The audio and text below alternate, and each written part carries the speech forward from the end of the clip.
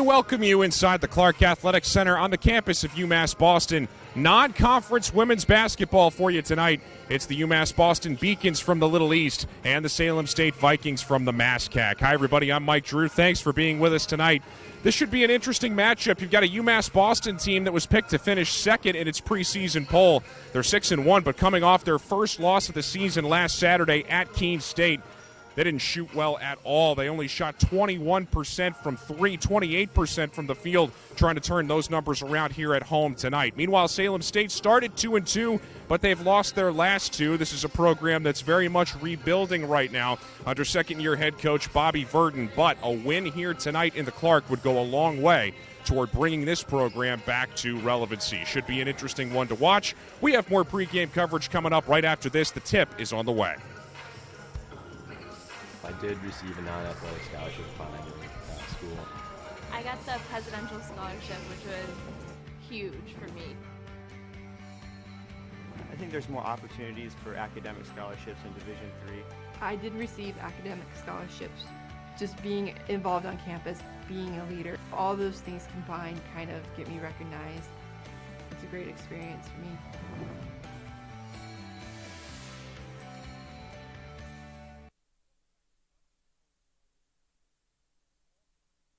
Graphic. This is all-time matchup number 17 here tonight between these two schools. Salem State has won the 12 of the previous matchups, but they haven't won since December of 1992.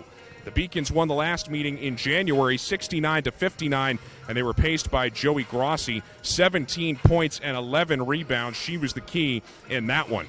She is not, however, one of our players to watch tonight on the UMass Boston side. That honor belongs to Rachel Tutkus. You see her right there, averaging just under 8 rebounds per game, 38% shooter, one of the real hustlers on this squad. And on the Salem State side, I should say, we are watching the one they call the Big Hurt, Liz Zader. She's their top rebounder, averaging just under 7 boards per game at 6.7. One of the real keys tonight for Salem State if they are to pull off what would be a pretty massive upset. All right, the tip is fast approaching. Right now, we send you to highlights from the last home game for the Beacons against Southern Maine.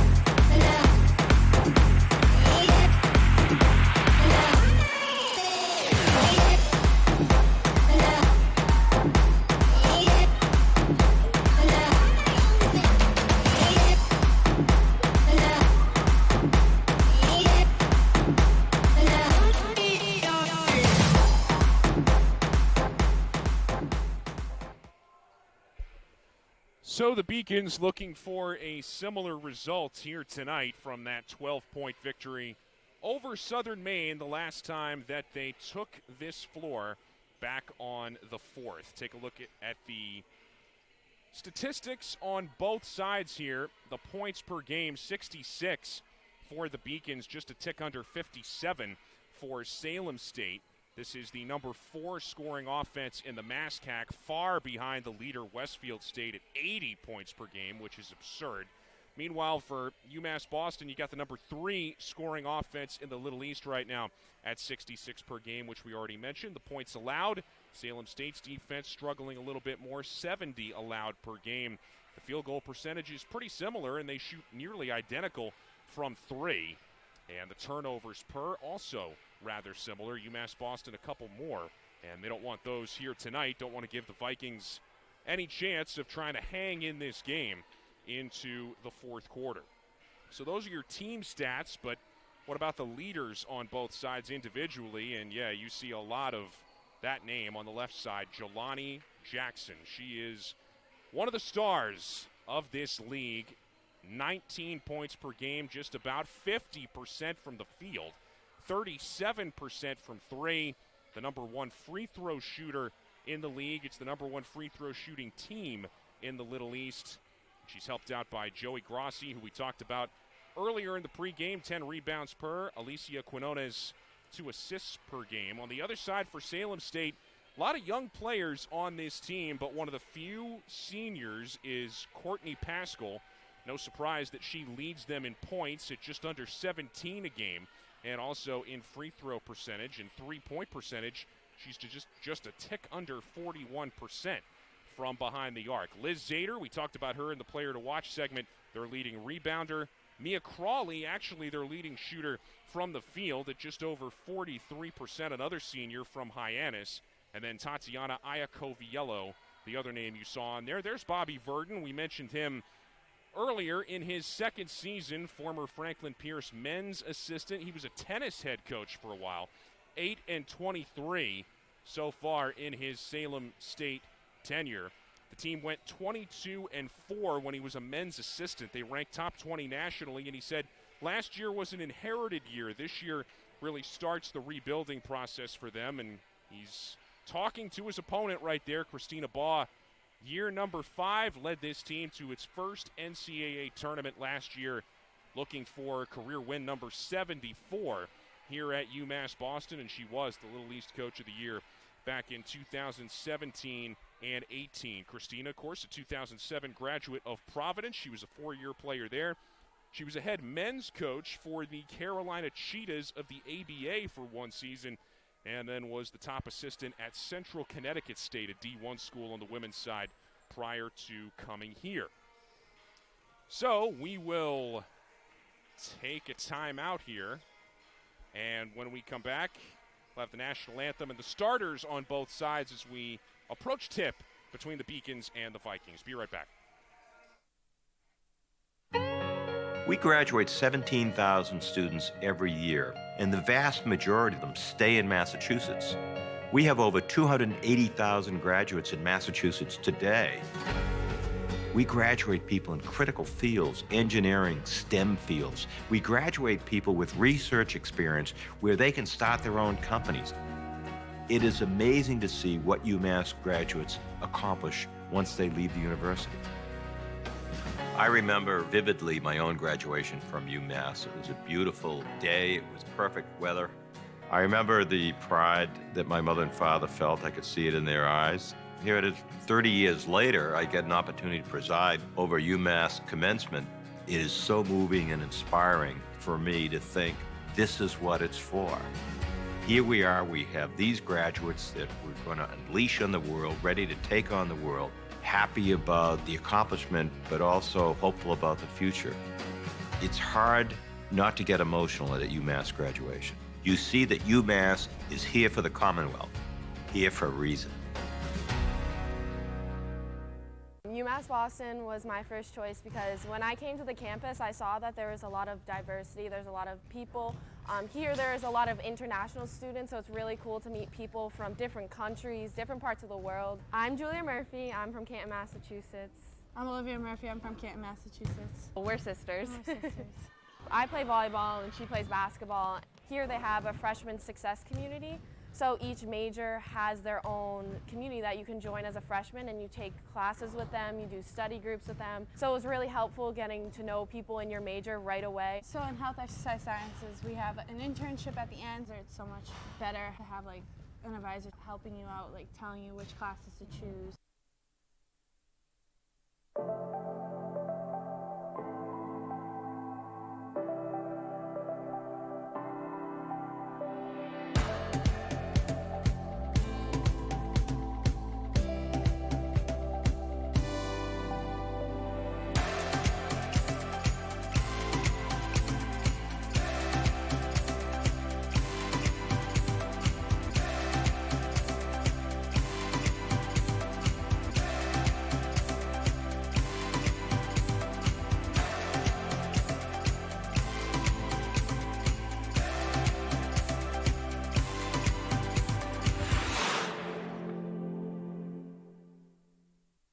The University of Massachusetts Boston, with its scenic oceanfront campus, easily accessible to downtown Boston, is recognized as a model of excellence for urban public universities. 16 NCAA Division III sports are part of the more than 100 student organizations that create an engaging campus life in America's biggest and best college town. UMass Boston, Boston's urban public research university for the 21st century. And as we welcome you back, we are about to get both sets of starters introduced here inside the Clark. So we would tell you normally who the Salem State starters are, but we never got the list. So national anthem will come first.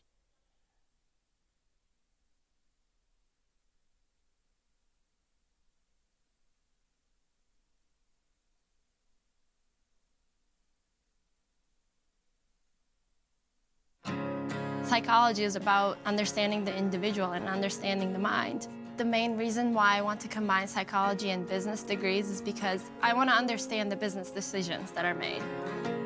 I'm Nurçin Çelebi. I'm from Turkey originally. I'm a senior at the 5-year BA to MBA program at UMass Boston. I think in management, the biggest mistake you can make is to not listen.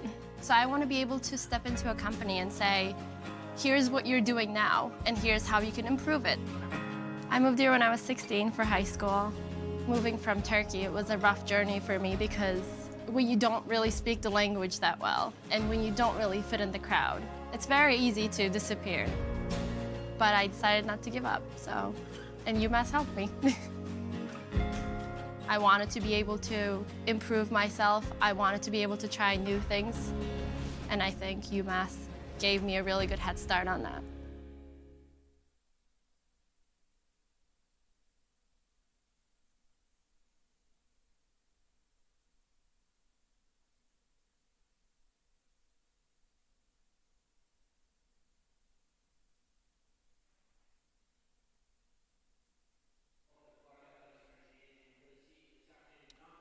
All right.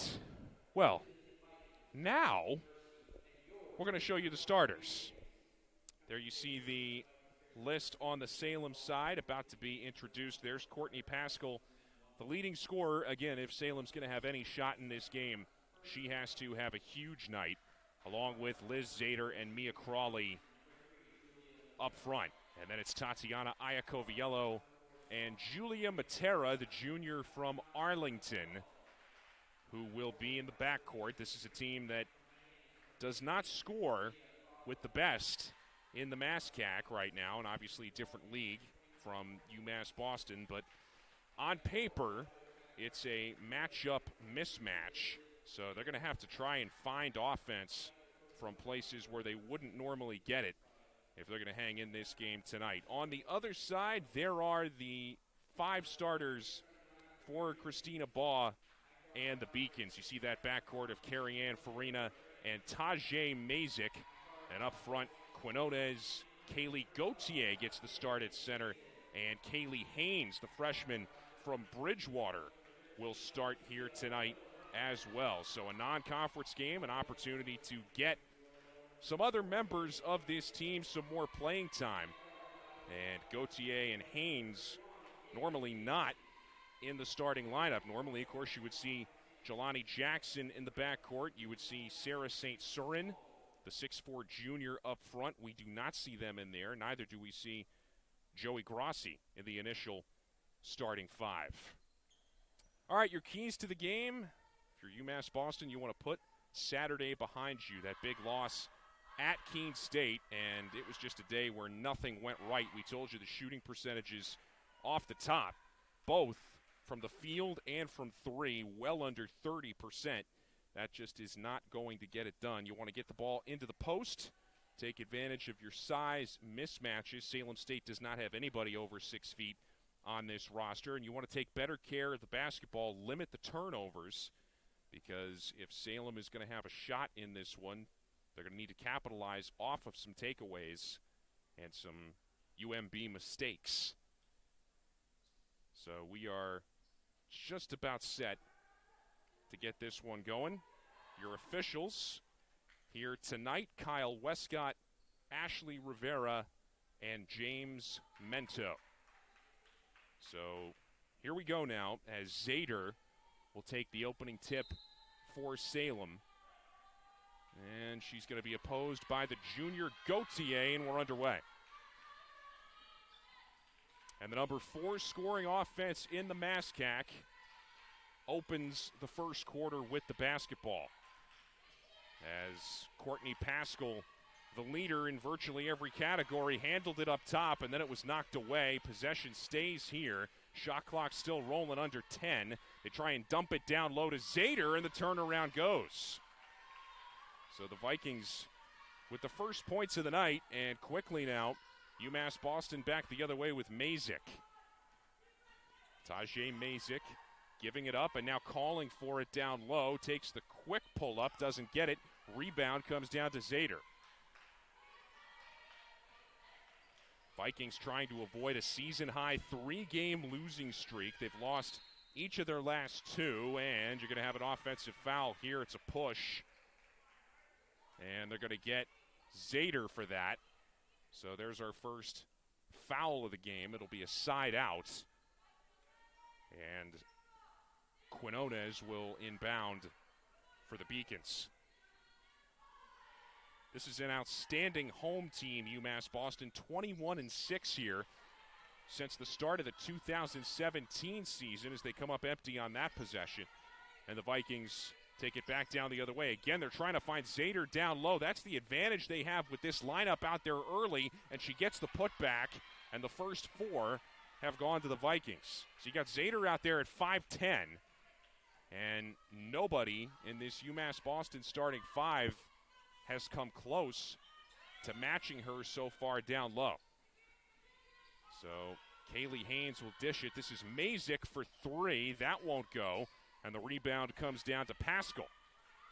So in the first minute plus here, the shooting woes have continued from the last game in Keene. Now you got a charge as Mia Crawley went up, and going down to hit the deck and draw the foul was Farina. So the Beacons dodged that bullet, and back down the other way they come. Where will the first points of the night show up for UMass Boston? Here's Farina. Tried to take the pick up top, and then it's pickpocketed away. Aya Coviello back down the other way, puts it up with the right hand, and will go to the line. Foul's going to be on Farina. Her first, the team's second, and a chance for Salem State to go up by 6 if they can make both these free throws. On the season, 66% as a team from the line. One more coming here, and Aya Coviello converts them both. 6-zip, Salem State. Just over 2 minutes gone by here in the first quarter, as Quinones nearly lost it up top, and now driving in Farina, and she walked. So more unforced mistakes, and Christina Baugh doesn't like what she's seeing right now to open this game. Salem State off to a great start and inspiring confidence as driving down low and putting this one up and unable to get it was Crawley. Rebound, though, comes down to the Vikings, and they'll put it back. As going up with the left hand was Pascal for her first points of the night. 8-0, and the Beacons already set to make a substitution here at the next whistle. Farina misses a three, and the rebound comes down to Zader. So it has been an ice-cold start here for UMass Boston. Driving in with the right hand and can't bank it home. That was Matera, and the rebound comes down to Farina, who takes the handoff. And a double dribble now, as Bobby Verdon got up and helped the officials make that call, and it's going to be pretty much wholesale changes here for UMass Boston. As, again, Christina Baugh has just seen enough of this opening here. So now you have a lot of the big guns. Jelani Jackson, Rachel Tutkus, who was our player to watch. Maya Doherty's in there. So they are completely switching this up. And with good reason. Hannah Kraviti, the freshman, is in there for Salem now, as Julia Matera goes to the bench. So basically a brand new starting five for the Beacons. As here's a wide open three that rattles off the rim. And back down the other way, calling for it is an open Grassi, and she misses. Meanwhile, a scramble for it. Grassi takes the handoff, and finally the first Beacons points of the game. So the hustle of Jelani Jackson paying off as they come up with the steal, and then the quick putback to get on the board. 8-2. As here's Pascal driving it down. Very little resistance down there, but just missed the layup. And the rebound comes to Tutkus. And now Jackson quickly back the other way, trying to set up Grassi, in and out on the three. That look was there. And the rebound comes to Iacoviello, quickly back down the other way. 3-on-3 if they hurry, but now the Beacons catch up. Under 6 to go in this quarter. And Hannah Kraviti handling it before dishing to Iacoviello. Iacoviello now will dish off, and that's Zader with the jumper. Liz Zader has been all over the place here in these first few minutes. It's back to an 8-point lead. And the Beacons in need of some quick offense. Jamie Staples, the senior point guard out of Amherst, handles it right now. Jelani Jackson yet to get on track. Shot clock's down to 10. They dish it off to Maya Doherty, and she front rims it on the floater. Zader gets the rebound, and he got a foul going the other way. It's the second one on the Beacons. Believe they got Doherty for that. They did. So that's her first, and now Zader's going to take a break. Beacons love to see that. Darcy O'Sullivan, the freshman from Marblehead, is in the game, and it's a full court press for the Beacons here, down by 8. Can Salem State clear it? The answer is yes. Up ahead they come to Pascal, driving it hard, and gets it to go, no charge. Going right at Jamie Staples, and it's 12-2. Halfway through this opening quarter, it has been a stunning start.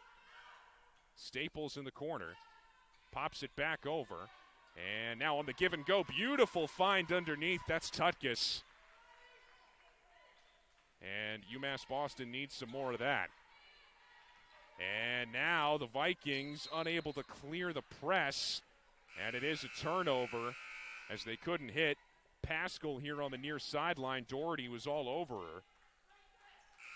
And we're going to have a timeout here. Salem State's confused. They're saying we didn't call it. It's going to be a media timeout. All right, so Salem State's still confused, but it's our first media timeout. 12-4 is the Salem State lead. 4:39 to go, first quarter. We'll be back.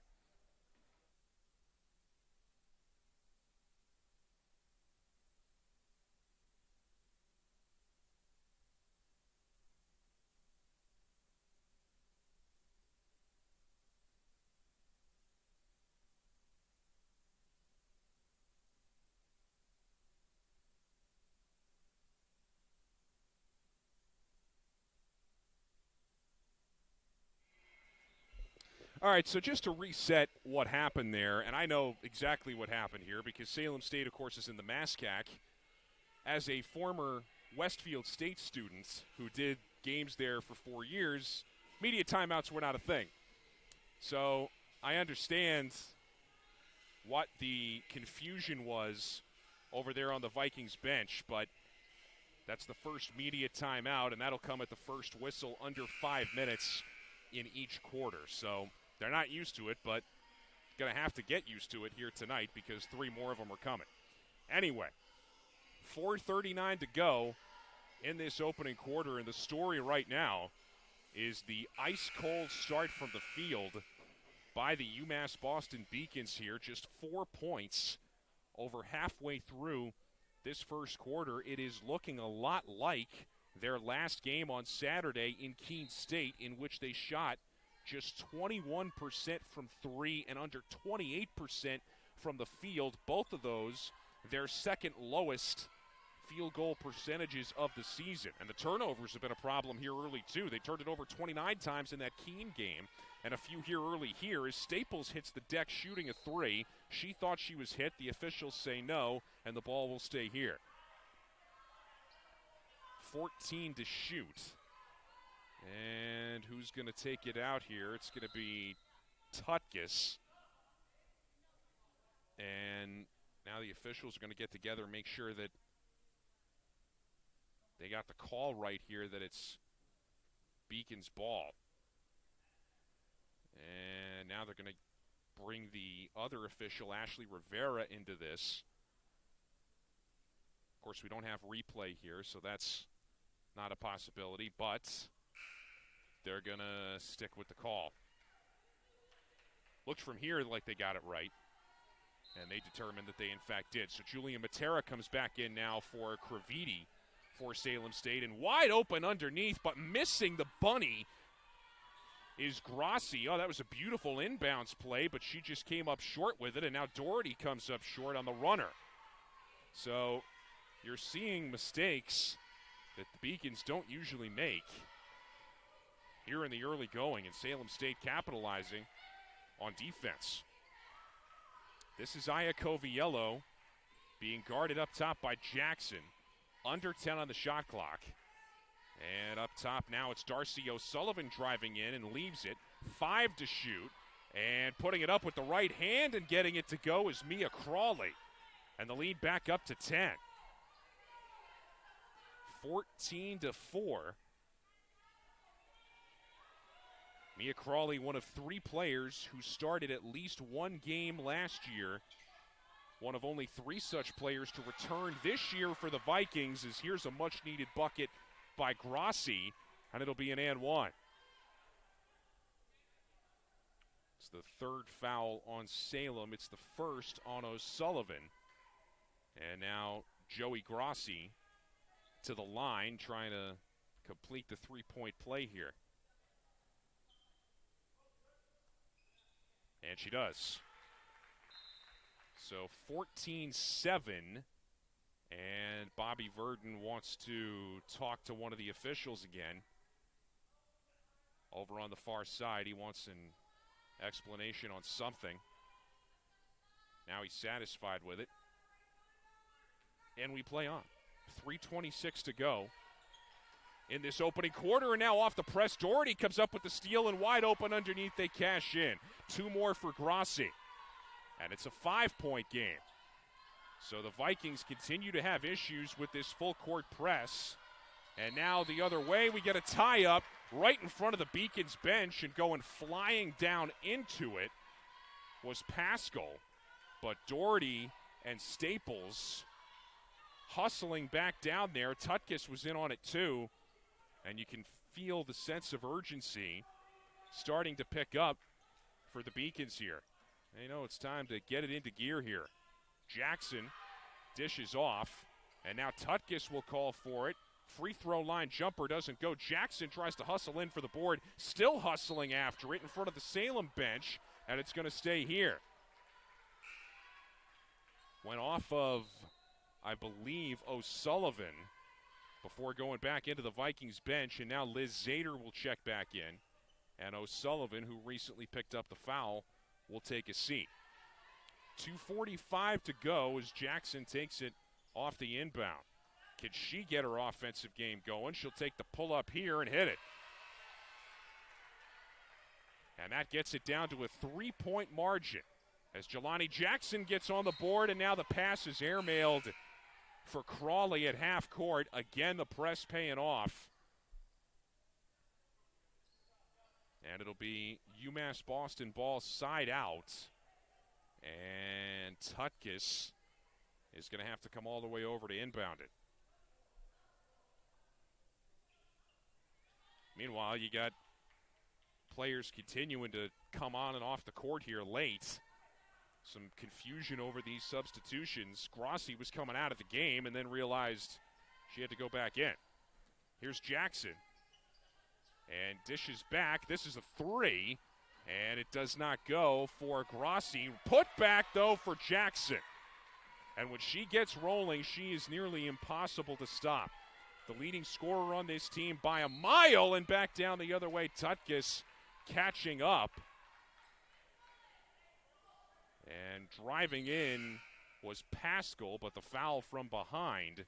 The first on Staples, who they'll actually give that foul to. And now a couple more changes on both sides here. And with 2:07 to go in the quarter, it is Pascal at the line.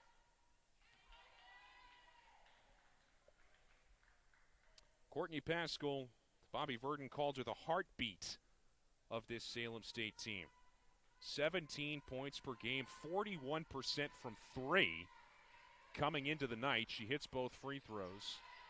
And it's back to a 3-point Vikings lead at 16-13. Final 2 minutes of a surprising opening quarter. As calling for it and now dishing off into the corner is Grossi. And the three is well short. It's the attempts that time taken by Mazik. First time we've said her name in a while. Salem State brings it back down the other way. Can they hold the lead at the end of one? That would raise a lot of eyeballs around the league if that were to happen. And Alyssa Jeunesse pops a three.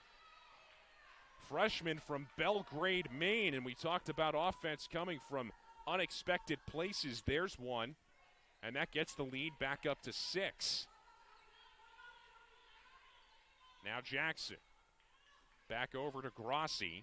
Those two play give and go. Jackson takes a deep three from right in front of the Vikings bench and cans it.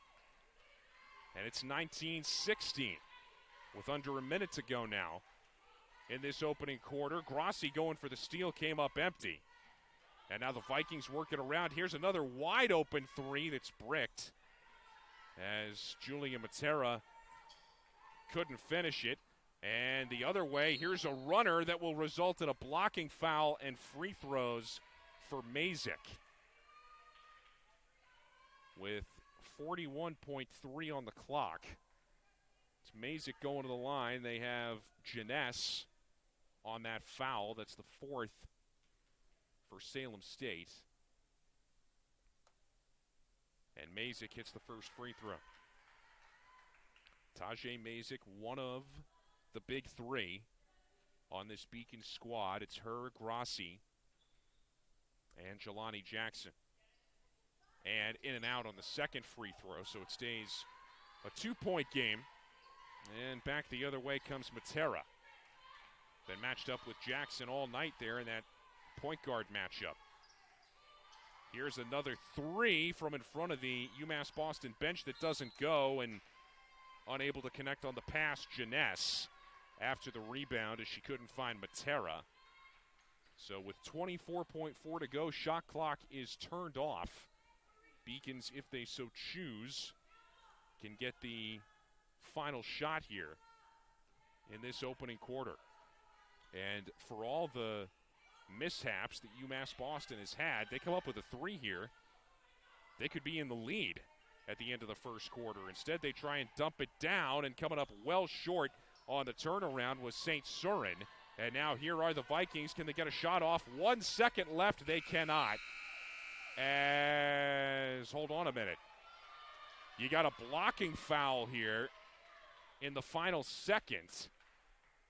And it's going to be free throws for Crawley. Oh, so they pick up a foul in the last literally 1 second of the quarter. And now Crawley with a chance to add to the lead. One more to go, but Christina Baugh asking for an explanation over there on the Beacons bench. Looked like the game clock was close to expiring when that foul was called. Anyway, Crawley goes 1 out of 2, and at the end of 1, UMass Boston trails Salem State 20-17. We're going to take a commercial timeout and be back for the second quarter in just a moment. I came from a working class family. I grew up in a hard-edged section of Lowell, Massachusetts, and I lived with my 6 siblings and my parents in a 4-bedroom house that had 1 bathroom. I knew that the only way that I was going to get to where I wanted to get to was if I got a high-quality college education, and I had the University of Massachusetts right in my hometown. It made a difference. I'm the first undergraduate alumnus to lead this university. I'm very proud of that. I think with that comes a special responsibility as a steward, as a protector. Every student that I see that walks through the door, I see myself. I was exactly where they are now. I had their same challenges, their same aspirations, their same dreams. And it makes me want to fight for them. It makes me want to make sure that they get every opportunity that I got. I was literally able to transform my life because of the University of Massachusetts, and I want that for every single student that walks through the door.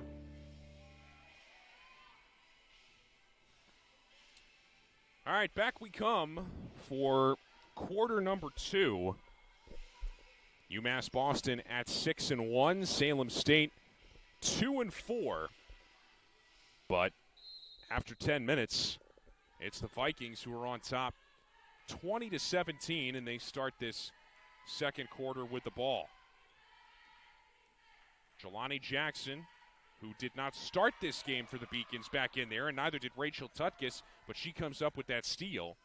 And now back the other way they go. Grassi dumps it down, and they find St. Cyrin. Jackson left all alone up top, in and out. And the rebound comes down to Courtney Pascal.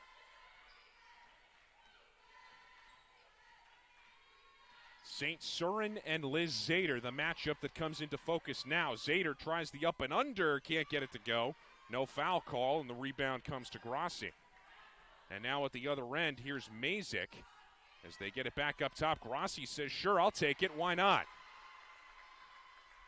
And this game is tied at 20. So the Beacons have come back from that double-digit deficit in the first quarter to tie this up. And Tutkus, going for the steal, ends up committing the foul on O'Sullivan. Or rather, Jeunesse, excuse me. So that's number 1 on Tutkus. And Jeunesse will be the inbounder now.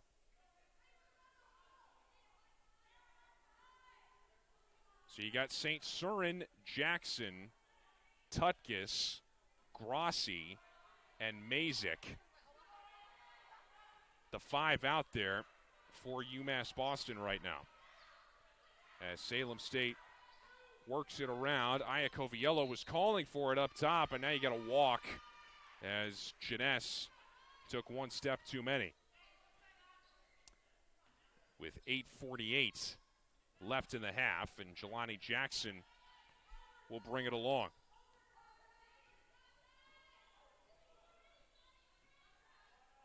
The leader in points per game in the Little East, but here she dishes off to Mazik, and she cashes in for 2, and it's the first lead of the night for the Beacons. Just over a minute into the second quarter, and UMass Boston has seized the advantage. Down low, Salem tries to get it back to Zader. St. Surin had the block, but it was a travel first. And you can sense the momentum on that Beacons bench. For the first time tonight, they are really starting to assert themselves here in this game after what was a sluggish start. Mazik off the ball, cashes in. Tajay Mazik starting to light it up, and the lead is 4.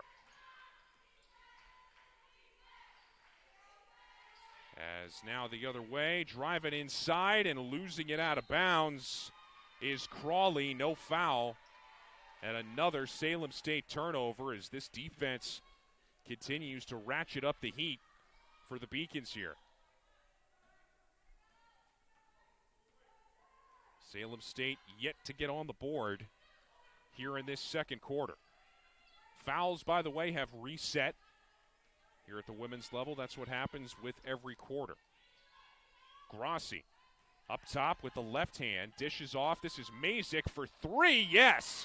Tajay Mazik has taken over here to start this second quarter, and it draws a Salem timeout. 27-20 is the Beacons' lead with 7.5 to go in the first half. Tajay Mazik inspiring the rest of her teammates to this lead. Back in a moment.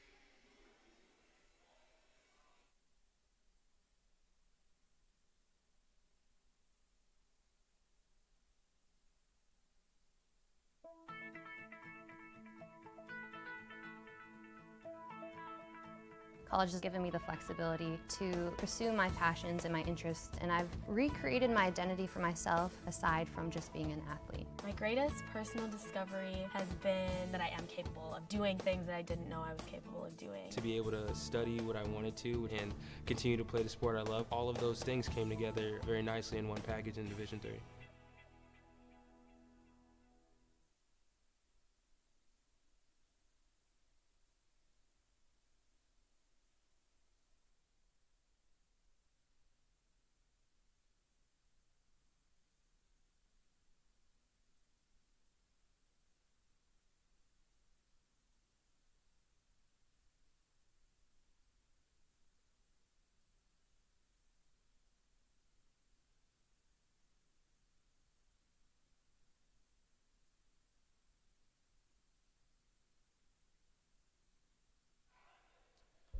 So Mazik, who just hit that big 3 from the corner, is now up to 8 points. Jelani Jackson at 7 and Joey Grossi at 10. So the big 3 have started to step it up for UMass Boston as this game has gone along here, and that's why they're out to this sudden 7-point lead. On the far baseline here, it was nearly a takeaway as Mazik hustled over and nearly intercepted the pass from Pascal. And now she'll take it in from the side out. Salem State in a dry spell here is now launching a deep 3 and knocking it down is Aya Coviello. Wow, nobody out there in her face. So she just takes it and gets the Vikings their first points of the second quarter. So 27-23. Salem State finally ending that dry spell. Jackson in the corner airballs it, but it goes straight to Grossi. And now down low, St. Surin calling for it. Quickly doubled, puts it up anyway, and gets it to go. And that Beacon bench loves it. Sarah St. Surin, not many are going to be able to keep up with that 6'4" frame. And she used it to her advantage right there. Back to a 6-point game.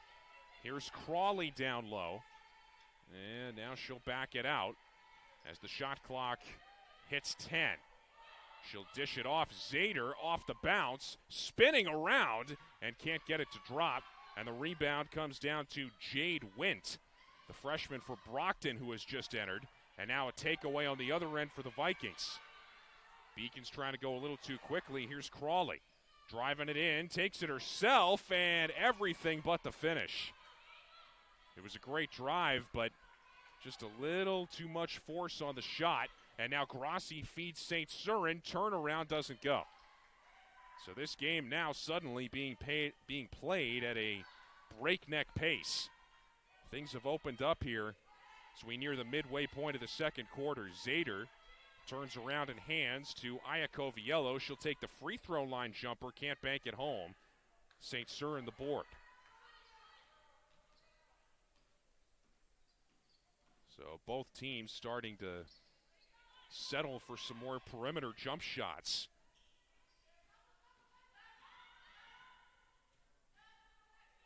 As here's another one from Grassi, and she knocks it down, another three. And that gets the lead up to 9, largest it's been all night for the home team. 32-23, Zader nearly loses it out of bounds, gets it back, had Iacoviello driving to the basket and just missed her. Jackson on the other end, can't hit it, rebound to Jade Wint, who banks it home with the left hand.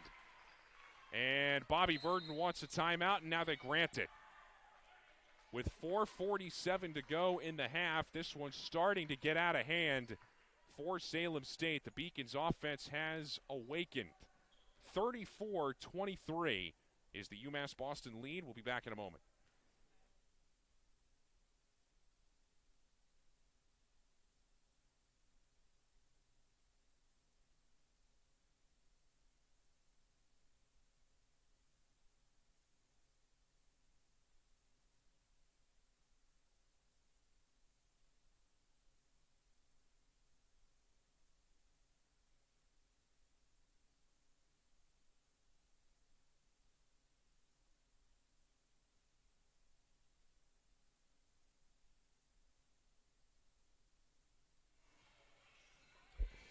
UMass Boston now shooting 44% from the field, and they're outscoring Salem State 17-3 here in the second quarter. This is a monster run that the Beacons are on, and Salem State has seemed helpless to slow it down. Here's Zader working against a double team, walked. And so another traveling violation. There have been a handful of those called in this game. Zader now will take a seat, and it's Amani Doughton, sophomore from Cambridge, who comes in for her. 4.5 left in the half, and the lead is 11 for UMass Boston. Here's Jade Wint calling for it again and gets the soft roll.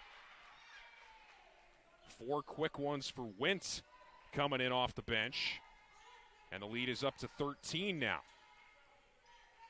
As with a little fake here, Janess gets blocked, scramble for it, and the Beacons come away with the loose ball.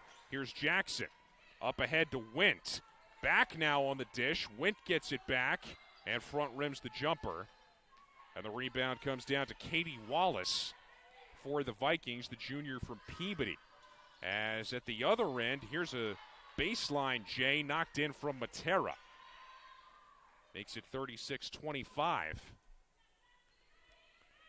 Salem State shooting 41% from the field. That's well above their season average of 32. And now they get a takeaway. And here's Wallace, who gets it to go. So Katie Wallace, fresh into the game, making an imprint here. She gets the deficit back into single digits. 36-27. Jackson dishes off here on the near side. And now they call a play for Kaylee Gauthier back into the game, and she gets the turnaround floater to go. 38-27 as Kaylee Gauthier knocks it down. Vikings just trying to stay within striking distance before this heads to halftime. Here's Wallace. Wide open underneath, no resistance there at all, and she takes the drive all the way home, and that's going to draw an immediate timeout on the UMass Boston side. That's about the second or third time we've seen a wide open lane in there, and the Vikings take advantage of it. 38-29, 2:40 to go in the half timeout.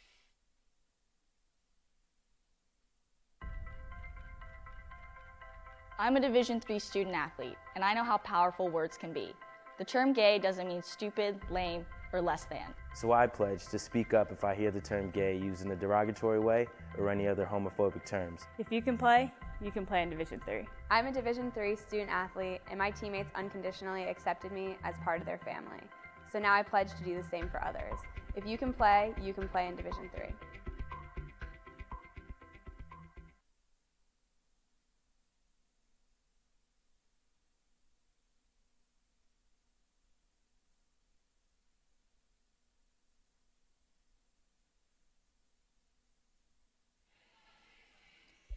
All right, so out of the timeout, here are the Beacons off the inbound, up by 9, and trying to extend this thing out before heading into the halftime locker room. Give themselves something to feel good about over this last 2:28. It's Staples in the corner, dishing downstairs, and a beautiful drive in and finishing with the left hand, Alicia Quinones. So she gets back involved. First time we've said her name in a while. In fact, those are her first points of the night. And now at the other end, the Vikings nearly lose it, but Wallace rescues it. Can't get the jumper to go, and the rebound comes to Staples with 2 minutes left. Staples with a slick move, and now feeds it, and the J is hit. Nicola Webb. Her first points. The junior from Dorchester knocks it down, and the slick ball handling from Staples resulted in the payoff on that possession. 42-29 as here's another errant pass. Going to be intercepted by Haynes. Back down the other way. She gets bumped, but a travel first.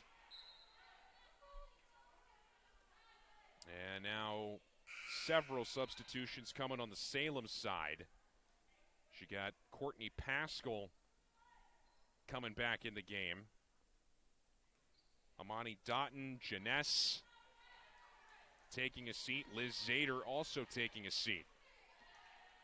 Likely for the remainder of the half here. So here's Matera up top.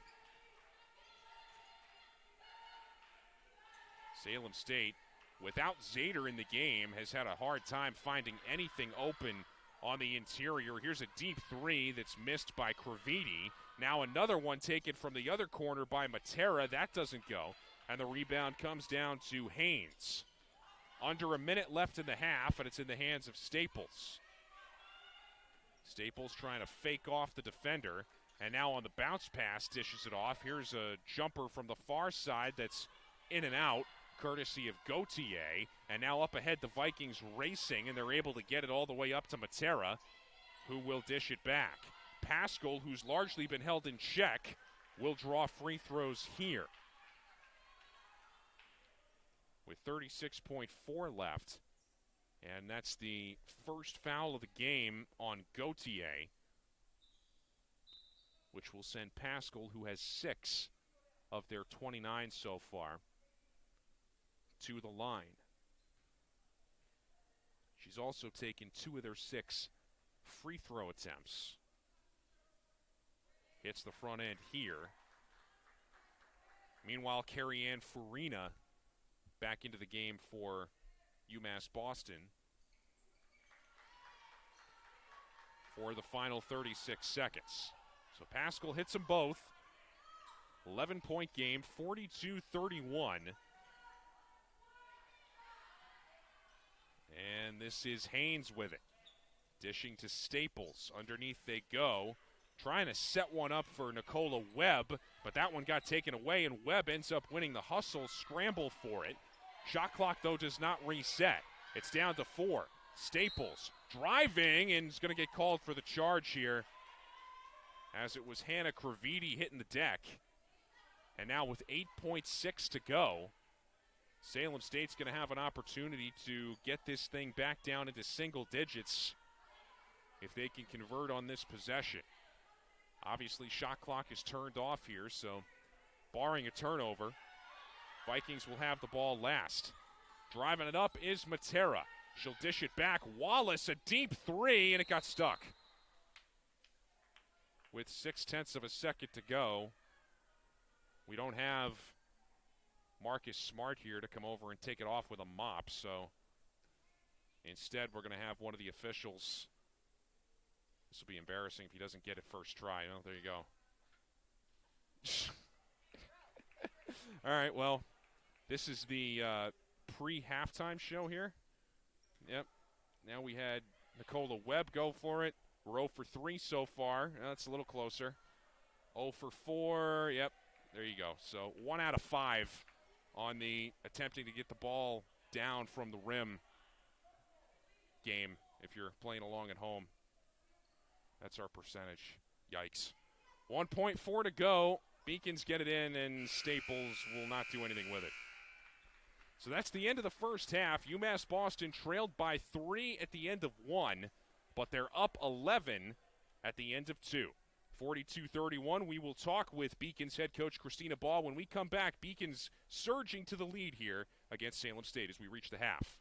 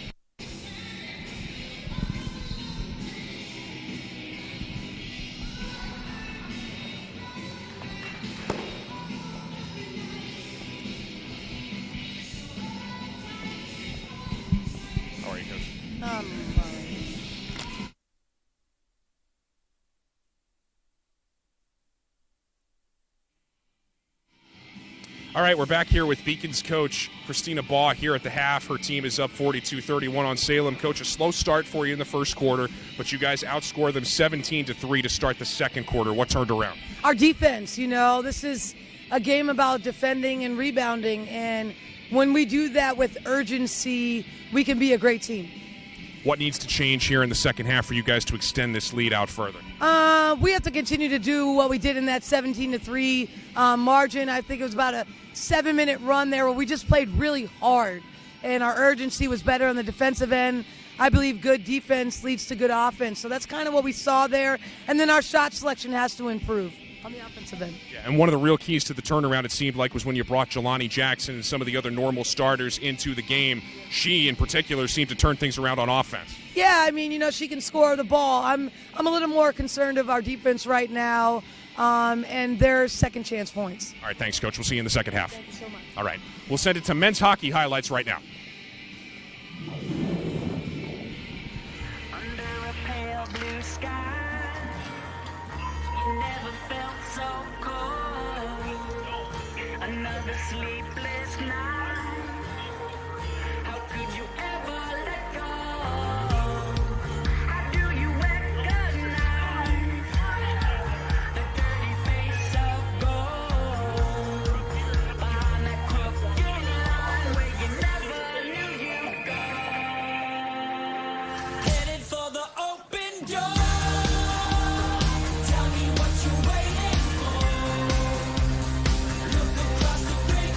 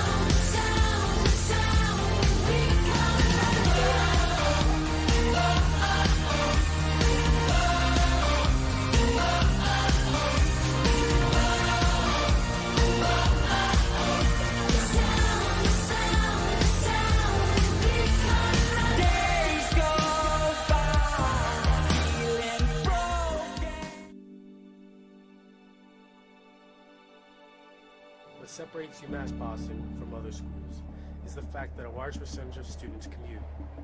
For me, it takes 2 hours each day to go to and from school, but every second has been worth it because the students that come here are serious about learning, they value their education, and understand where it'll take them in the future. This is what UMass Boston means to me.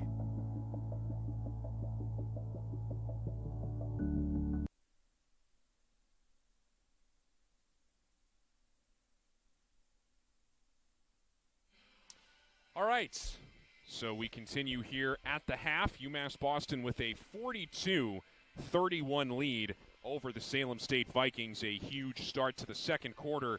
Really the key in this one, it was a sloppy start in that opening quarter. You could feel the frustration coming from Christina Bosch. She's really unhappy with her defense right now.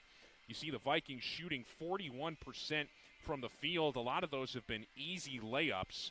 And we told you in the first half, that's well above their shooting percentage from the field on the season so far, 32%. 9 points above that here, 29% from three. Salem State also with the rebounding advantage, 21-17. But you see the bottom line there, the turnovers, 16 of them for the Vikings, most of those coming in the second quarter. That allowed UMass Boston to balloon this lead out to what it is right now at 11 points. And for the Beacons, you see 46% from the field. On the season, they are 35%, so they're well above their average right now as well.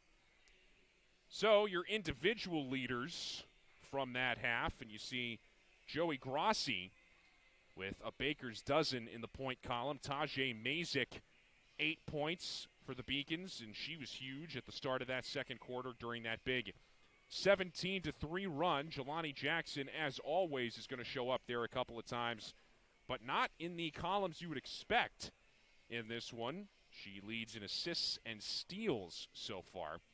Courtney Pascal, expected that. She's the leader for Salem State with 8 points. Liz Zader with 6. Zader with 7 rebounds.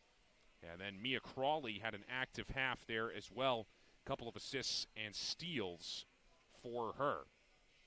So right now we will play the highlights from that first half and then come back and continue our halftime coverage in just a moment with the Beacons up 11.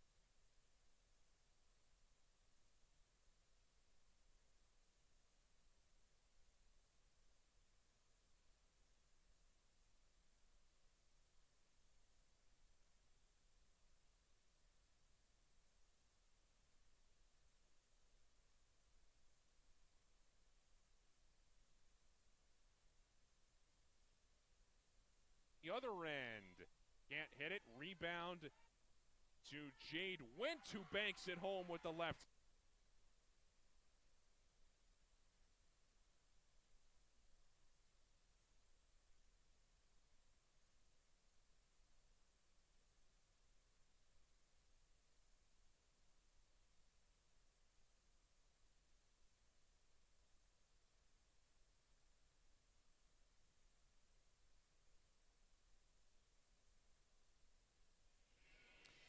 All right, as we bring you back, one game to update around the LEC tonight. You see Husson up 15-4 on Southern Maine.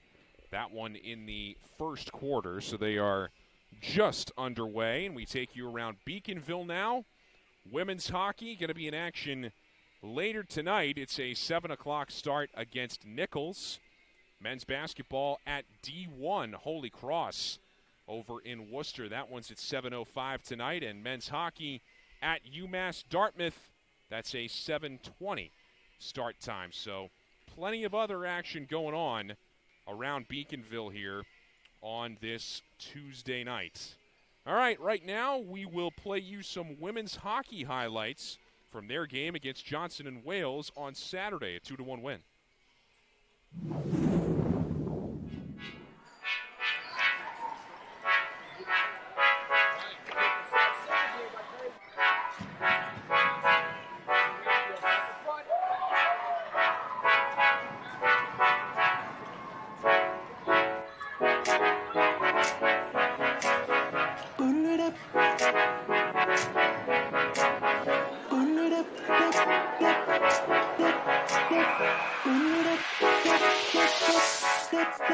Positive vibe, you know?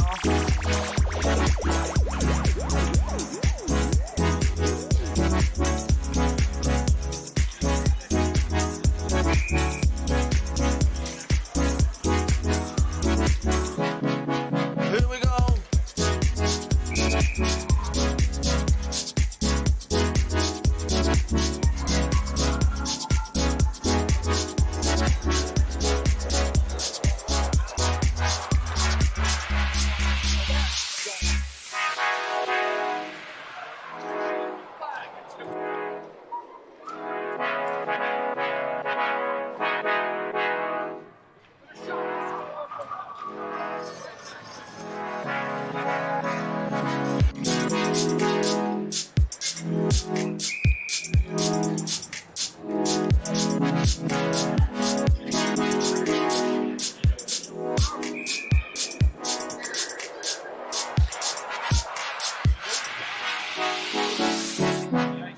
Positive vibe.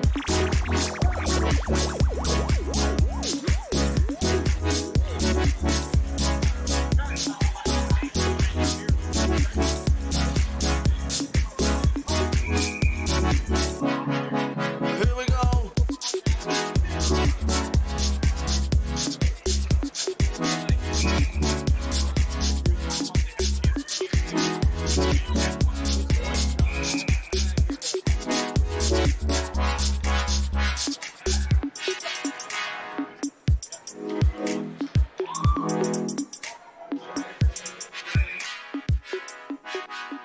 I'm Elizabeth Clavin, sophomore business management major from Edina, Minnesota. I love being a part of this volleyball team. Volleyball is what brought me to UMass Boston. I looked at our recruiting website one last time and saw UMass Boston on it, came out for a visit the next week, and it kind of hit all the boxes that I was looking for. In a good city, good academic school, good volleyball program. It had everything I wanted. Although it was far away from home, I knew this is where I wanted to be. Winning 6 back-to-back LEC titles is really a dynasty, I think, and Terry has really focused hard on recruiting and building this dynasty and continuing to build a program that can continue to win championships, and it's really lucky to be a part of something this great. Last year, I was the Little East Conference Defensive Player of the Year, All-Conference second team, NCAA Regional MVP of the regional tournament, ABC All-Region Honorable Mention, and New England Women's Volleyball Association All-Rookie Team and Honorable Mention. I think my favorite game would have to be playing in the regional championship last year. We played against a really good Williams team, and I think that match, we started off a little shaky and lost the first set. We've lost in the whole playoff season, and I think that kind of shook us a little bit. We came back firing, and we're ready to go those next couple games. Our coaches are bringing in a lot of really strong girls who want to make a commitment and make an impact in this program, and I think that is why we're continuing to do well and will continue to do well for the next few years. Being a student here has been really awesome as well. I've recently started taking more of my business classes and found that it's a good choice and a good fit for me. And eventually, I hope to open my own business and kind of be successful and do what I love at the end of the day.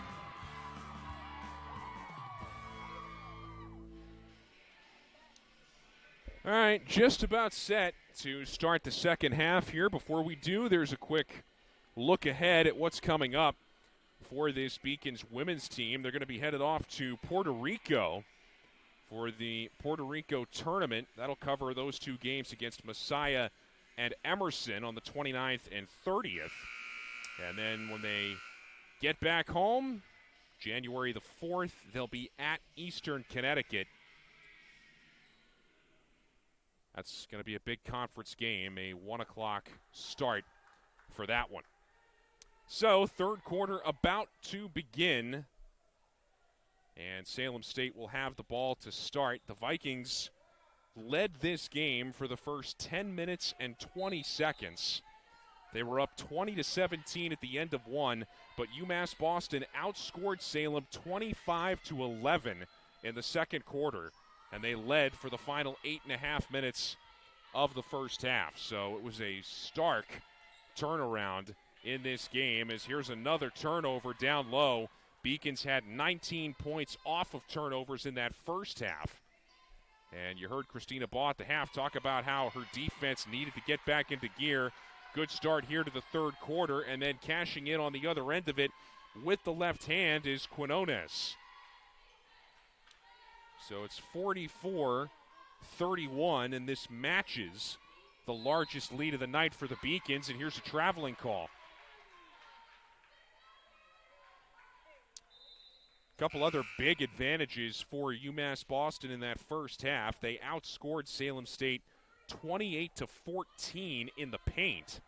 So they doubled them up in there, and then their bench outscored the Vikings bench 30-7. But again, a large part of that is because Jelani Jackson and a lot of the normal starters did not start tonight. So they came in and helped get it turned around. Off of the scrum here, the other way, you have Courtney Pascal, who's fouled on her way up. So that is going to be number 2 on Kaylee Gauthier. And Pascal will have a couple more free throws coming here. Hits the front end of it. Pascal in that first half. Pretty typical output, 8 points. Made all 4 of her free throws and was 2 out of 4 from the field. Also had 4 rebounds. Hits them both here to get it back down to 11 at 44-33. And down low, oh, what a takeaway here. Good stand-up defense, but then a walk follows it. The defense came courtesy of Pascal, who basically just took it right away from a driving Farina. But then the walk, so it keeps it on this end. Quinones gets it in. This is an open 3 for Mazik. Front rims it. Rebound comes back out, and here's another traveling call. This one goes against the Beacons and Quinones. So both teams a little bit sluggish here to start this third quarter. 11-point lead. Salem State would love to hang around into the fourth quarter. Give themselves a shot. And now a double dribble is going to be called here against Pascal. Great team defense from Quinones and Mazik working together to basically put Pascal in a bubble there. And they come up with the double dribble call. Now Farina dumps it down low, and this one cannot be saved by Mazik. Up the other end come the Vikings with Iacoviello. Oh, nice move here, and cannot finish it. Well, she got around Farina there down low with ease, but couldn't bank it in. And now at the other end, here's a jumper that is short, courtesy of Haynes, but the rebound trickles back out, and Mazik will reset. Shot clock is down to 10, and Farina thought about the 3. Now over to Mazik, driving in. Nobody home there, and she's hit.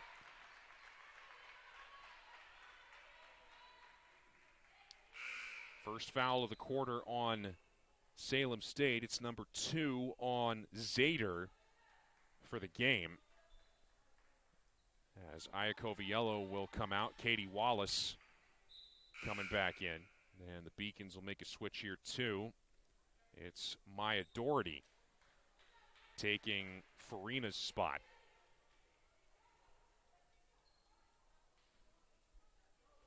Mazik at the line.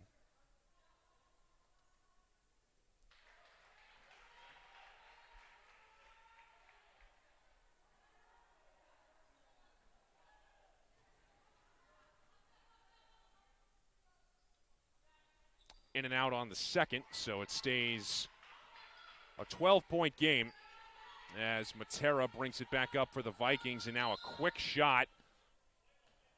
Looked like the foot was on the line for Jeunesse, so it would have been a long two, but they bring it back the other way on an offensive foul, and that's number 3 against Zader, who's holding her hands out as if to say, what? But that's her second in about a minute here in the third quarter, and she is now in jeopardy. Right now, Bobby Verdon leaving her out there. So this one comes back out, and with under 10 to shoot, it's in the hands of Kaylee Haynes. 5 on the shot clock. Haynes driving in, now dishes low to Doherty. Doherty has it blocked, and Pascal with a little shove after coming up with the loose ball, but it's going to be a foul on Doherty here.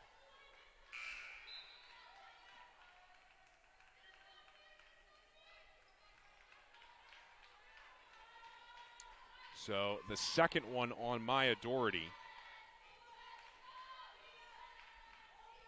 And the second team foul of the quarter for UMass Boston.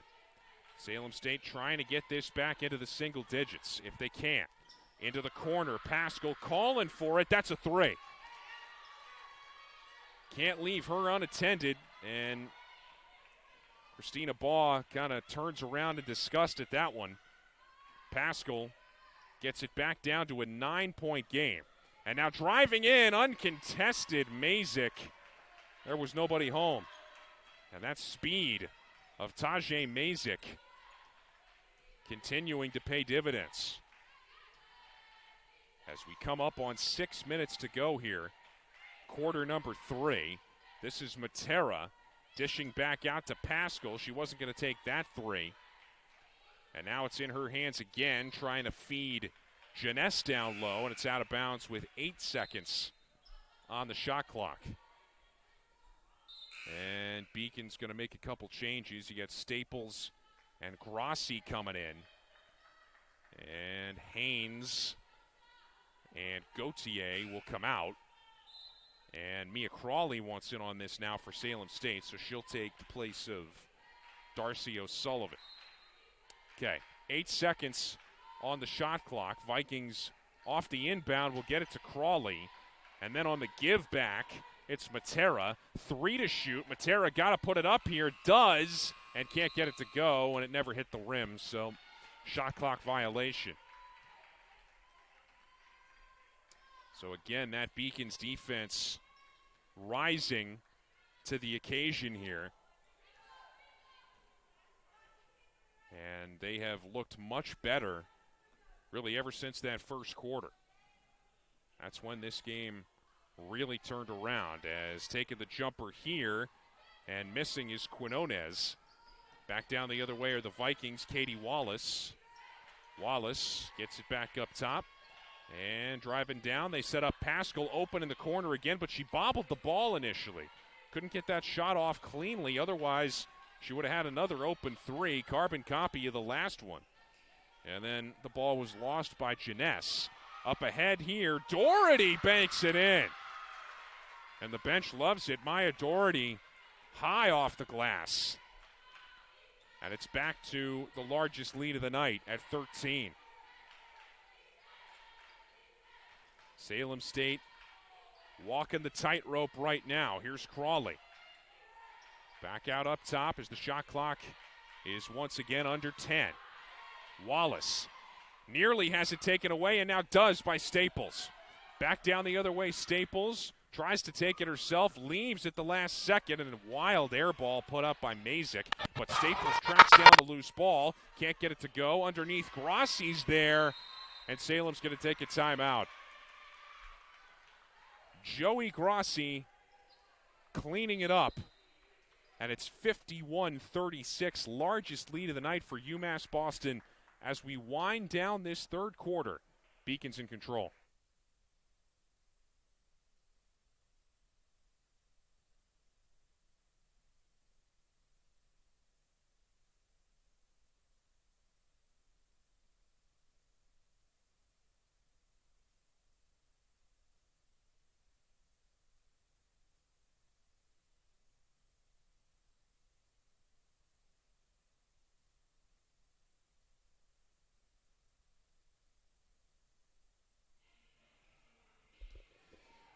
51-36 with 4:25 to go in this third quarter. The Beacons were up 42-31, I should say, at the half. And you can see they've outscored Salem State to this point 9-5 in this third quarter. And the Beacons defense has stepped it up, and we've seen big efforts from Alicia Quinones, Joey Grossi on that end, Jamie Staples coming through with some takeaways and steals as the officials have a conversation here at half court. But Salem State's going to inbound and go the length of the floor with it anyway. Again, this Salem State team is a young one. As down they go to Pascal, and no foul there. She gets her own miss and loses it now to Grossi. That defense suffocating again, and now Staples feeds Grossi. Wide open, can't hit the three. And now diving down on the loose ball is Salem State, and this is going to be a tie-up. It was Crawley who dived down on it. And it will be Salem ball. They have the possession arrow, so, or rather, no, it's going to be UMass Boston ball, excuse me. Some confusion with that as well. So Doherty ends up inbounding. You had a Viking walk over to the sideline first to try and inbound it, but officials didn't let him get away with that. Here's Doherty. Up top, and they work it around. Open shot here, and knocking it down, Quinones. 53-36 as the Beacons continue to pull away, and a double dribble as this is going downhill fast now for the Vikings. That's on Iacoviello. But again, we talked about this Salem team. Bobby Verdon, we told you the quote earlier in the broadcast. He said last year, his first year was really an inherited year. And this year is really the first recruiting class that he's had at this program, and they're starting to see some of the results of it. And he really thinks that in another year or two, this program could be up there with the Westfields and Framinghams atop the MASCAC. As here's a blocking foul, as that was a hard collision. It was Creviti running straight into Quinones. And her teammates checking her out. They make sure she's okay. The foul went on Quinones, who now is going to come out.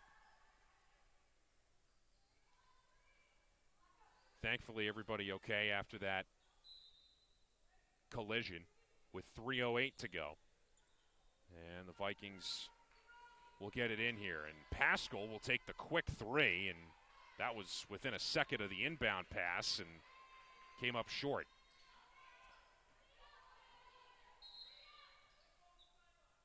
And going to have an inbound from the side out here. The officials blowing it dead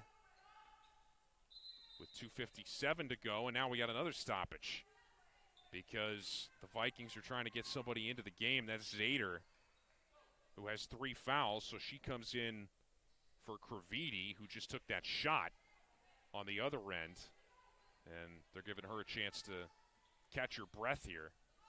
Staples on this side dishes down to Grossi, nearly has it stripped, and now Doherty's there to take the loose ball, but the Vikings will come out of there with it with Wallace. Back down the other way, and it's a blocking foul and one.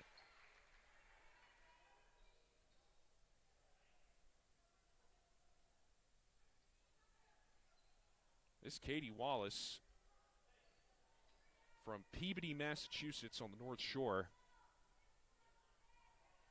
has really shown some good hustle in this game when she's been out there. That's the second foul on Tutkus, by the way.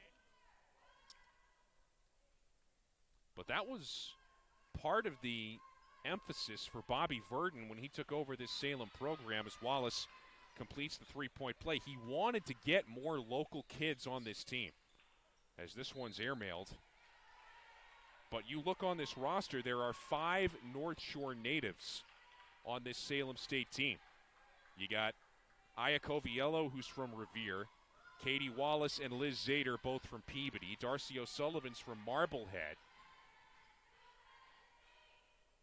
and Julia Matera from Arlington. So and Pascal also is from Waltham. So they have done a nice job of recruiting local kids.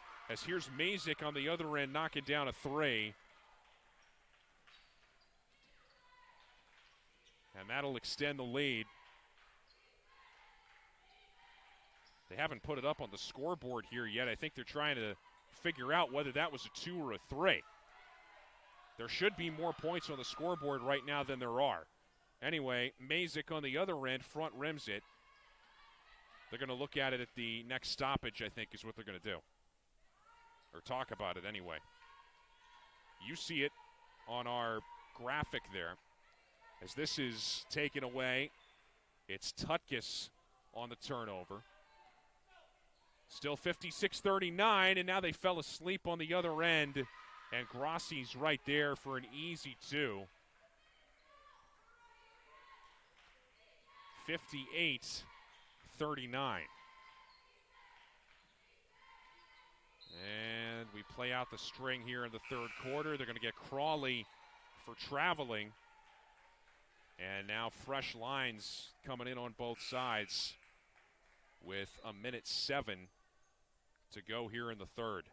So numerous changes on both ends as we have 11 minutes to go in this game. UMass Boston on their way to a 7-1 mark before they head to Puerto Rico for the tournament over the semester break here. 50 seconds left in the quarter. Shot clock is under 10. And it's St. Surin with it, guarded by Zader. Dishes it back. It's Haynes who hits the 3.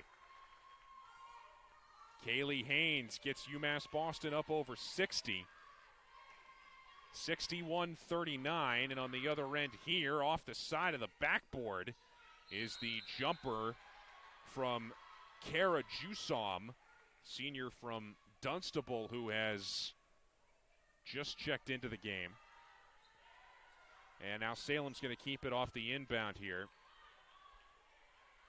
with Aya Coviello inbounding it. So Bobby Verdon starting to turn deeper in his bench in this one as the inbound pass is going to be taken away. Nicola Webb loses it as she slips and falls. And back the other way are the Vikings. It's a quick shot here from Aya Coviello. That won't go. St. Surin the rebound, and we're down to 8 seconds left. Hard pick in the backcourt. Jackson up ahead with it. Can she get a shot off? Yes, but it doesn't go. And that ends the third quarter. Salem State side is upset because there was no call on that pick in the backcourt. But in any case, we've reached the end of the third quarter with UMass Boston up 61-39. 10 minutes to go. We'll be back. It's hard not to get emotional at a UMass graduation. It is amazing to see what UMass graduates accomplish once they leave the university. You see that UMass is here for the Commonwealth, here for a reason.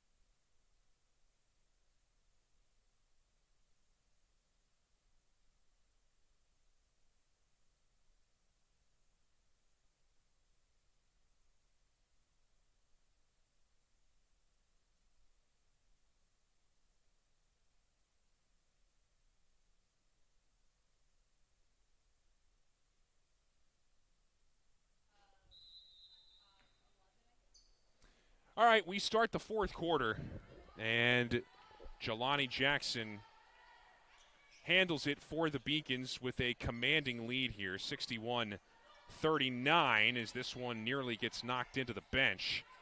But Beacons maintain possession. Jackson for three. You heard Christina Boss say it at halftime. The one thing she knows she can do is score the ball. She continues to do that here tonight. She got a foul on the other end here. But Jackson, who again did not start by design because non-conference game, Christina Ball was giving some other members on the bench a chance to get the start. But she has made her presence felt. She's now at 10 points, 4 out of 8 from the field at 50%. Liz Zader hits the turnaround here to make it 64-41.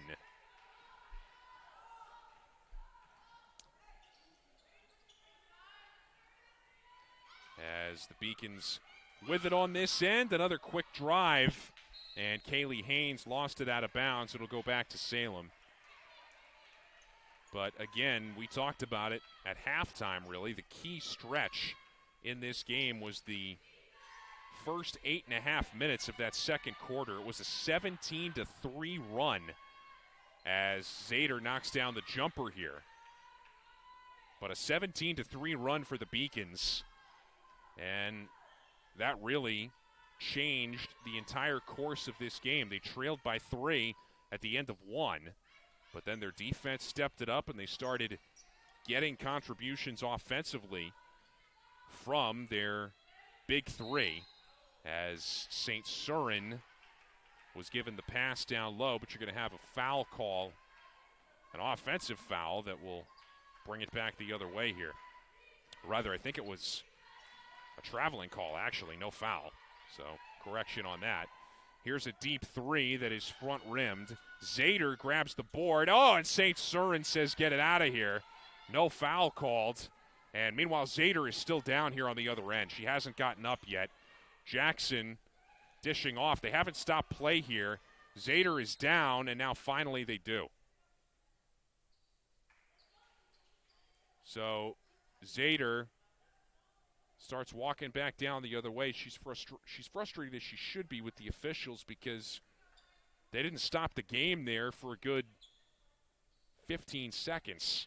They just let it go. Meanwhile, she was down underneath the basket. And then finally, either somebody noticed it or they decided, all right, enough's enough. That went on a little long. St. Surin turns around and knocks it in.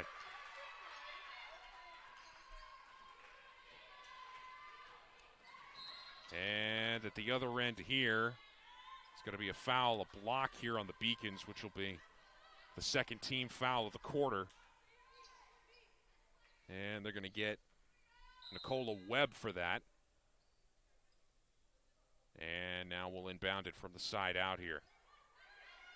Zader staying in the game after taking that hit under the hoop.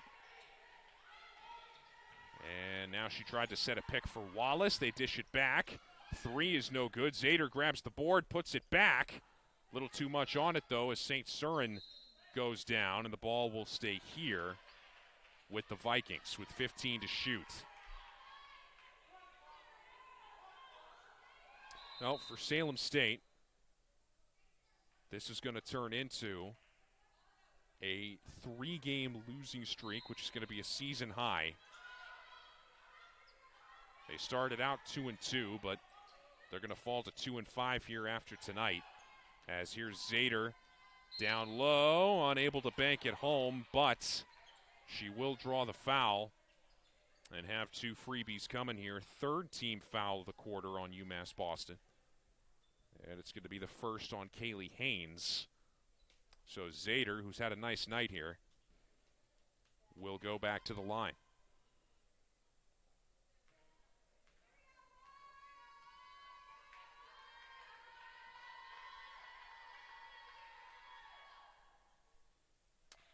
In, out, back in again on the first one. So Liz Zader now at 11 points. She's got 11 rebounds in this game. And if she hits this, she'll be just 1 point behind Courtney Pascal for tops on the team in this game. She does. So 66-45. And here are the Beacons on their way to 7-1. And again, we told you when they get back from Puerto Rico, that's when the conference schedule is really going to heat up. At Eastern Connecticut, next time they'll be here is on January 7th against Western Connecticut, as here's Pascal laying it in with 7 minutes to go. But it is going to be a very competitive Little East here in 2019 going on 2020. Jackson misses the layup, rebound to Nicola Webb, and then a foul.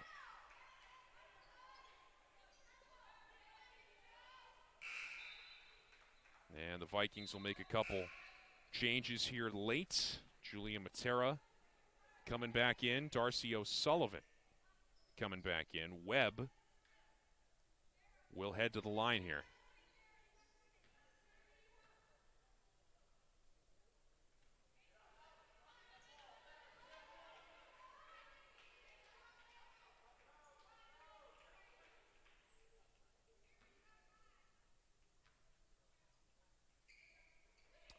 One out of two, and the lead is back to 20 as Webb tried to come up with the steal, but it'll stay Salem ball with 6:48 to go, and UMass Boston going to go into the full court press here.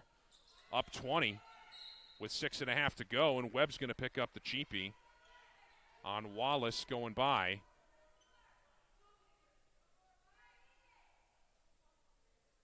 That's number 3 on Webb. And the 4th team foul, too. So UMass Boston wants to cut those off at this point. You don't want to allow the game to get extended for Salem State to get free throws as Wallace airballs a layup off the backboard. Would be a more apt description, I guess. Wasn't an airball. Jackson misses a 3. St. Cyrin there to clean it up. And the lead is 22.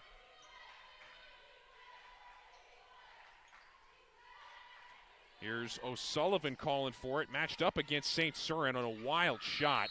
And now a scramble for it. They call a tie-up. So it'll stay Salem ball with 6:07 left. Salem State now shooting 35% for the game. That's just above their season average, 32. Just 23% from 3. They're 3 out of 13 there tonight. As here's a long 2 from O'Sullivan that wasn't close. And the Beacons will bring it back down the other way here with Jackson. UMass Boston, for as bad a start as it was, they're now up to 44% from the field and 39% from 3. As on the putback here, credit the basket to Haynes. And it's 71-47 as we continue to play it out. And you got to reach in here on Pascal down low. It's Haynes who's going to pick it up. And that is number 5, which is going to mean free throws now for Salem the rest of the way. That's the second one on Haynes.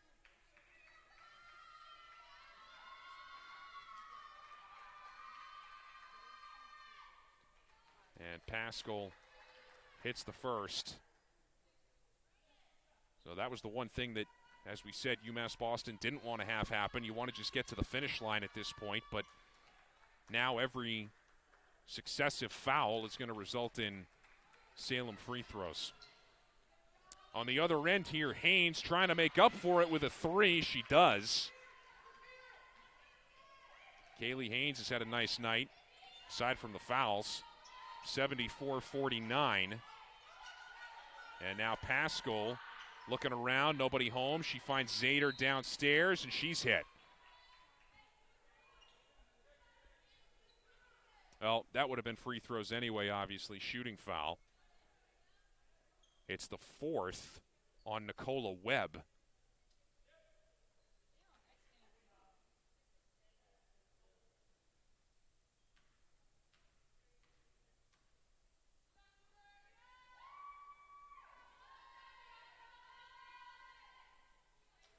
Front end is good. Talked about the competition that Salem has to face in their league, the MASCAC.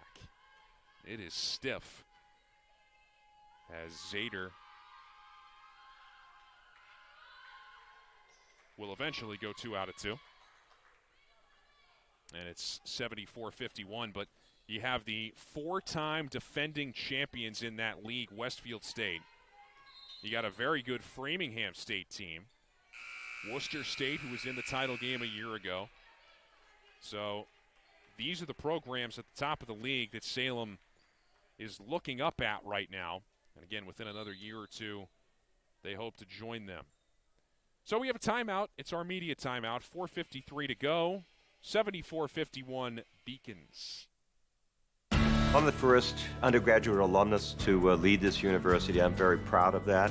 I was literally able to transform my life because of the University of Massachusetts, and I want that for every single student that walks through the door.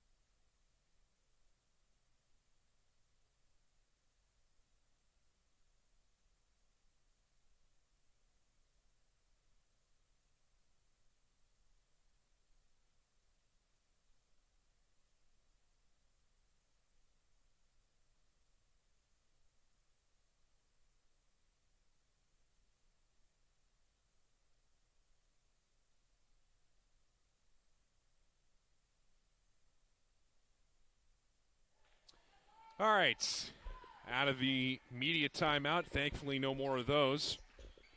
74-51, and Hannah Kravidi handling it for Salem. Amani Doughton is back in the game for them, and she gets it down low. Can't get it the first time, can't get it the second time. Loose ball, and now Jackson comes out of there with it.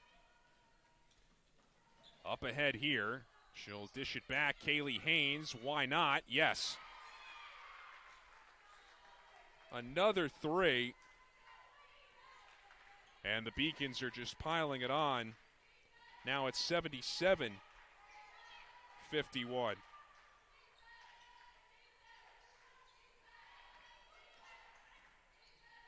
Down low here, you got to walk. As Crawley's going to get called for it again.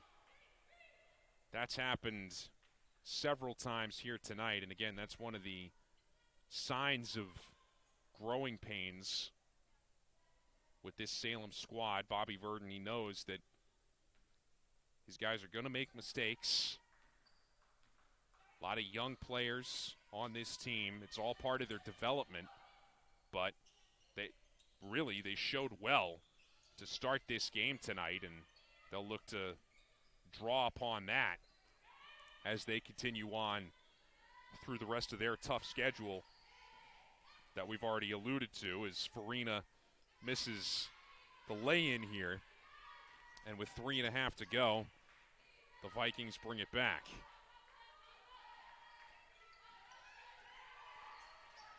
And driving it in with the left hand here is Aya Coviello. There will be a foul at the 3:24 mark. And it's going to be the first on Jade Wint.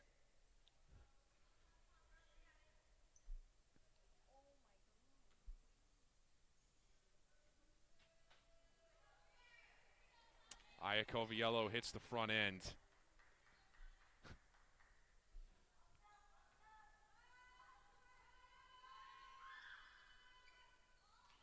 2 out of 2, 77-53. 24-point game. Here's Haynes and Jackson as the Beacons will try and eat up some of this clock on these possessions at the very least. As down low, they find a wide open Wint who can't convert. She gets the rebound, though. And now back out Farina. That's a wild air ball on a three. Jackson tries to save it, can't. And Iacoviello brings it back down. And you see Christina Baugh still up and actively coaching here in the last few minutes of this one. She doesn't like some of the sloppiness that she's seen. Underneath, Doughton can't put it home, and it's going to go back to UMass Boston here. Meanwhile, first time we're going to see Aneli Lorenzo, 5'3" freshman out of Brockton. She is now in the game, number 22 for the Vikings. She gets some time here at the end. Offensive foul here. That was Nicola Webb driving in, and that should be number 5, which would be the end of the line here for Webb. So the officials are trying to figure this out. Webb knows. I mean, she knows she fouled out of the game, and now she is going to come out.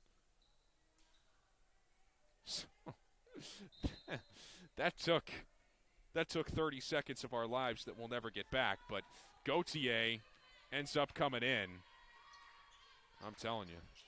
2:20 to go. Here's a three, and that one's knocked down by Jeunesse.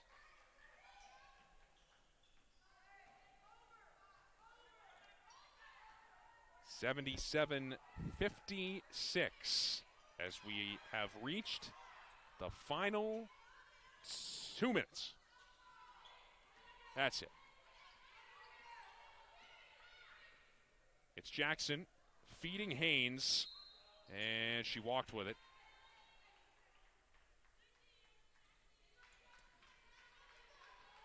So it's going to be a sizable break here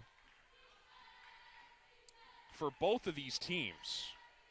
They will not play again, either one of them, until the 29th. As here's an air ball. Salem trying to say it was tipped, but it's going to go back to the Beacons with 96 seconds. Salem State, next time they'll take the floor, will be a home game for them back on the North Shore against Medgar Evers. That's a 5 o'clock start on the 29th, and then they'll visit the Coast Guard Academy after that. 3 out of their next 4, Salem, are at home. And then they start their MASCAC schedule on January the 11th when they go to Fitchburg. Meanwhile, you saw the foul on the other end here. It was the first one on Hannah Cravidi. Only the second team foul, thankfully, on Salem. So it's going to be an inbound situation. And now you got a tie-up. And it'll stay here with 1:22 left.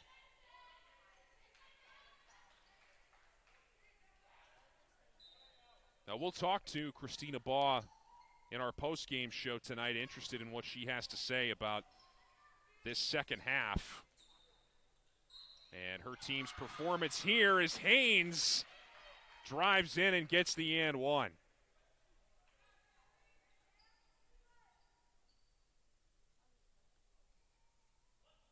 Now Kaylee Haynes, as she drew the foul on Lorenzo, has had a great night here in the second half. Completes the three-point play. She's now at 11 points, 4 out of 9 from the field. coming up on 1 minute left. As the Beacons are sitting at 80 points here, this one rolls in and out for Dotton. And back the other way, Haynes. Nice find to Doherty, but she can't bank it in. Loose ball, and Wint somehow got that to go. High degree of difficulty. Now Doherty with the steal. Feeds Haynes, and a travel. As it is officially chaos here in this game as we wind down these last few seconds. UMass Boston about to close it out on the drive in here, an easy 2 for Craviti. And now a 3-second differential, game clock to shot clock, so the Beacons are going to have to do something with it. I mean, you could just take the shot clock violation here, but we'll see. As Haynes deals with it up top. 8 seconds to go. And I think they are going to take the 24-second violation here. They will. With just 2.8 left. And we'll have one last inbound here to send everybody home. So the final margin is 24. 82-58. UMass Boston storming back from a 3-point first quarter deficit, and they blow out the Salem State Vikings here tonight. 82-58 your final. UMass Boston now 7-1. Salem State drops to 2-5. We're going to talk to Beacons head coach Christina Baugh when we start the postgame show right after this. The University of Massachusetts Boston. It's just minutes from downtown, and the Princeton Review calls it one of the best values in the country. A nationally recognized institution of academic excellence and research, UMass Boston offers more than 150 undergraduate and graduate programs, 16 Division III sports, and more than 100 student organizations. To learn more about the opportunities waiting for you at UMass Boston, visit in person or online. UMass Boston, a research university with a teaching soul. Something I discovered in myself is that if I have a goal, then I can accomplish it. It's a well-rounded experience. At a Division III school, you're primarily a student athlete, so the school is really shaped around you developing yourself as a complete individual. It helps a lot that you have a family with your team that can guide you.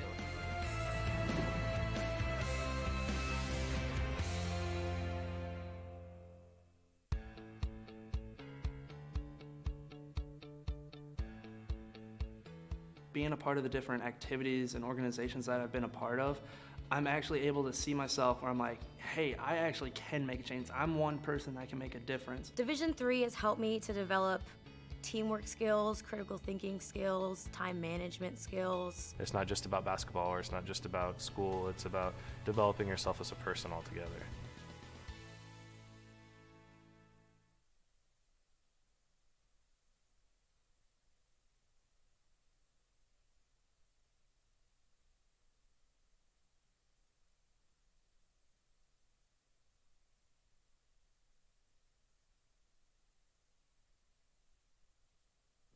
All right, we're back with Coach Christina Baugh after this Beacons victory. Your team now 7-1. We talked about the defense in the first half. You were concerned about it. What did you see in the second half? We had some lapses there. You know, I'm not real happy with how we started the game nor how we ended the game. You know, it's got to be better.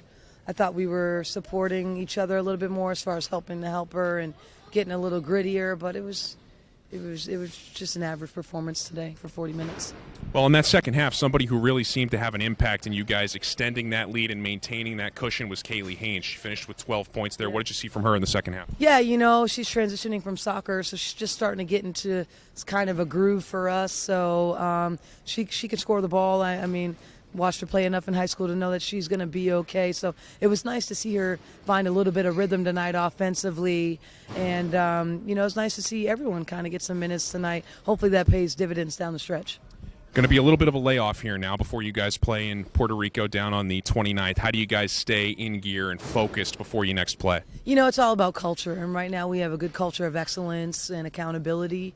So, you know, they got to coach themselves right now. We'll practice maybe once or twice this week, and then next week it's up to my leadership to kind of step in and run practice. Well, good luck. Congrats on the win. We'll see you the rest of the way. Thanks, Coach. All right, let's head to the highlights of the second half.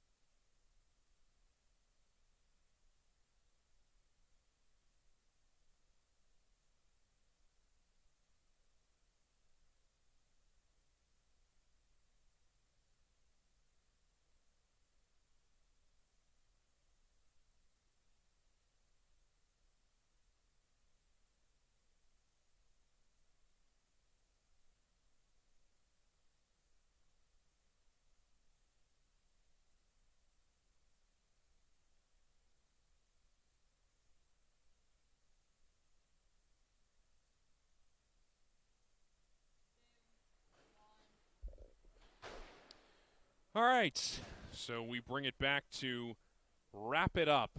UMass Boston with a big win here, 82-58, the final over Salem State here tonight. A look at your final numbers, and we talked about the Vikings' shooting percentage from the field. It was well above their average at 41% at the half. And you see in the second half, the Beacons tightened up the defense and got that number down to 33%.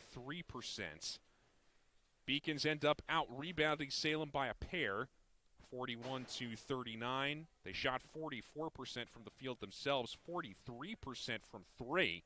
So a much better output for them tonight than in their last game against Keene State.